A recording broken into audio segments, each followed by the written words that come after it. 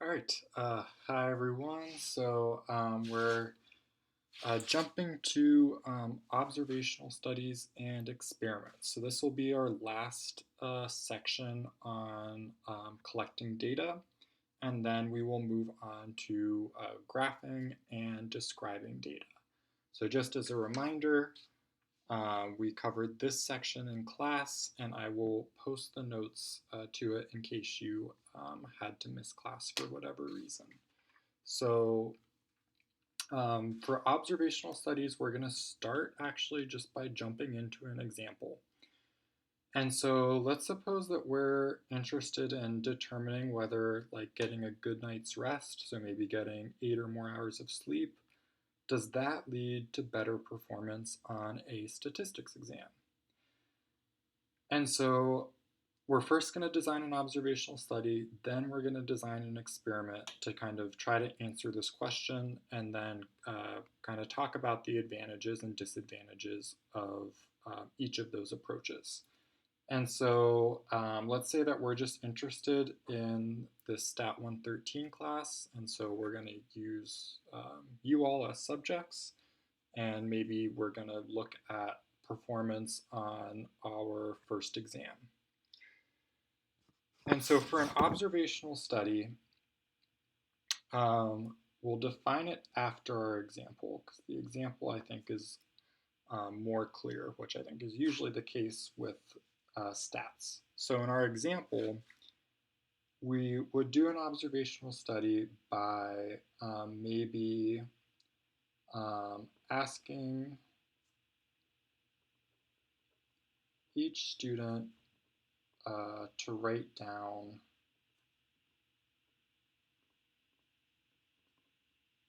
how many hours of sleep they got the night before the exam.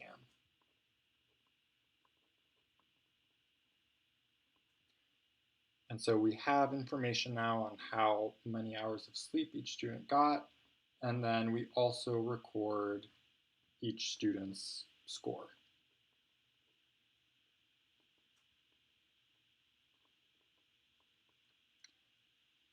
All right, so this is observational. And so the definition of this is just that data is collected such that the collection process, so actually getting this data, doesn't really interfere with how the data arise.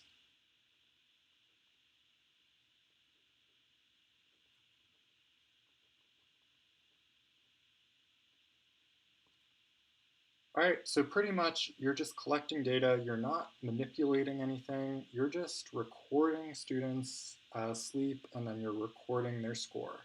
There's no sort of experimental manipulation like we'll see in the experiment section. Okay, and so advantages of this observational study approach is that it's often easier to collect data. You know, like if we actually wanted to carry out this study, it doesn't really seem that hard to do. Um, just asking the amount of sleep the night before, I'd grade your exams anyway, so we already have that component. It's also often cheaper, and it's often more ethical. And really, when we're saying that, it's more ethical compared to an experiment. And so we'll get into that issue of ethics when we actually talk about experiments next. Disadvantages is that there's going to be a little bit less control. And the big disadvantage is that we can't infer causation through the observational study alone.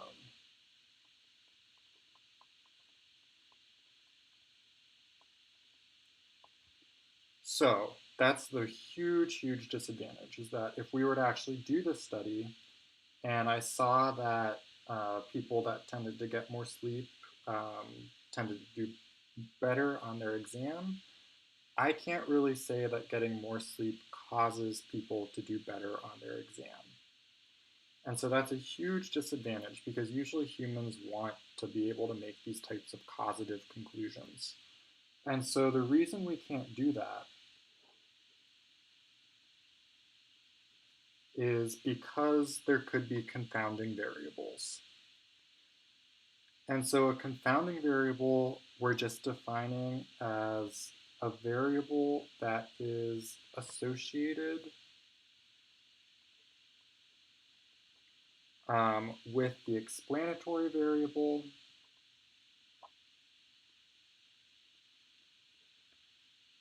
and so take a second to think about, like in this study, what would the explanatory variable actually be?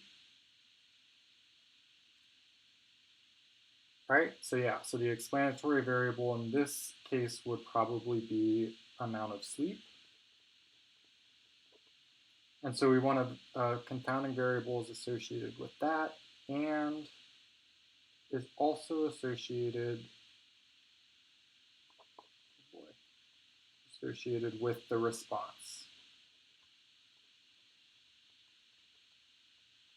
And so in this case, the response is exam score.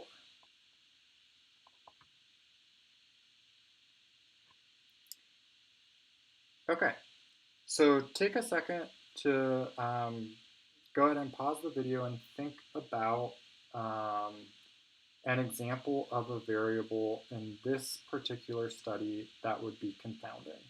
So whatever variable you think of would have to be associated with how much sleep a person got that night, and it would have to be associated with their exam score.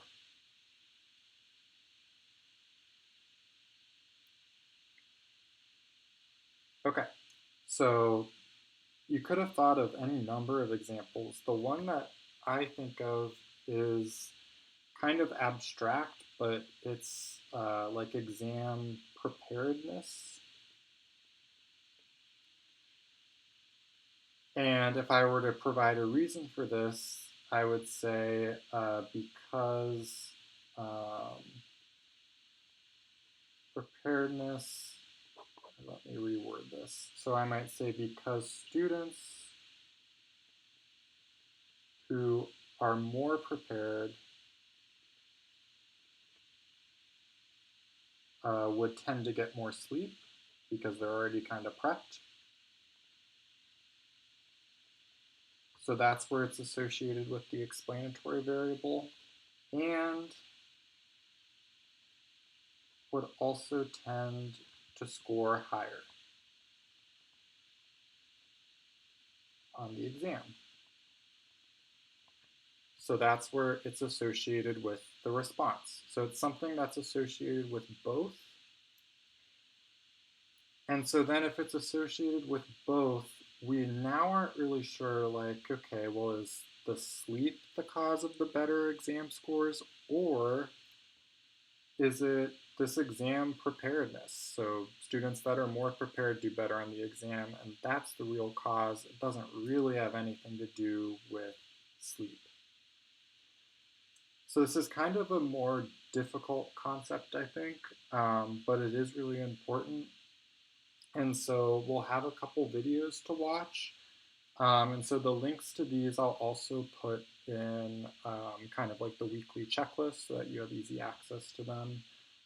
Or you could click on the PDF again and the PDF links to the videos as well.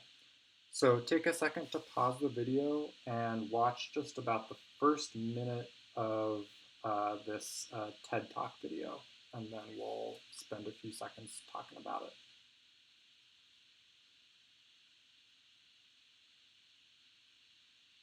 Okay, so this TED Talk, this lady is has this example, which I'll draw here so that we remember, where she says kind of ludicrously that the number of ice cream sales and the number of drownings have this positive relationship. And so she says, well, ice cream causes drownings, therefore we should ban ice cream and whatever, blah, blah, blah, blah, blah. And so then she goes on to say, well, you could think about what a confounding variable would be in that situation. And the confounding variable, the most obvious one, is actually nice weather. So nice weather is associated with our explanatory because ice cream sales tend to go up when the weather is nice. And it's associated with the response. So the number of drownings tend to go up when there's nicer weather. So we can't really say, even though there's this association between drownings and ice cream sales doesn't cause an increase in drowning. So kind of like a silly example, but I think it's nice and it's easy to remember. And so if you want to kind of argue causation in an observational study, you kind of need to do so using some sort of argument outside of statistics and outside of the study itself. And so I'll give you another second to go ahead and pause this video and watch this video from The Onion.